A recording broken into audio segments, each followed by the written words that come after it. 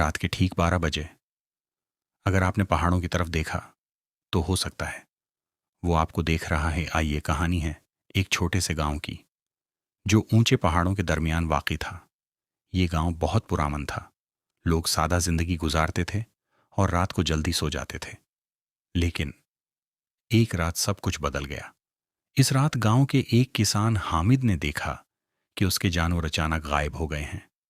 اس نے سوچا شاید کوئی جنگلی جانور لے گیا ہوگا، لیکن اگلی رات ایک اور گھر سے بھی جانور غائب ہو گئے۔ چند دنوں میں پورے گاؤں میں خوف پھیل گیا۔ لوگوں نے رات کو باہر نکلنا چھوڑ دیا۔ پھر ایک بوڑھی عورت نے کہا، میں نے پہاڑوں سے ایک کالا سایہ نیچے آتے دیکھا ہے۔ لوگ ہنسنے لگے، لیکن صرف اس وقت تک جب تک پہلا انسان غائب نہیں ہوا۔ پہلا شکار ایک نوجوان لڑکا اکبر رات کو پانی لینے باہر گیا اور پھر کبھی واپس نہیں آیا۔ اگلی صبح اس کے قدموں کے نشان پہاڑوں کی طرف جا رہے تھے، لیکن واپس آنے کے کوئی نشان نہیں تھے۔ اب گاؤں والوں کو یقین ہو گیا کہ کچھ بہت خطرناک ہے۔ انہوں نے ایک منصوبہ بنایا کہ وہ اس مخلوق کو پکڑیں گے۔ 4 آدمی رات کو پہرا دینے لگے۔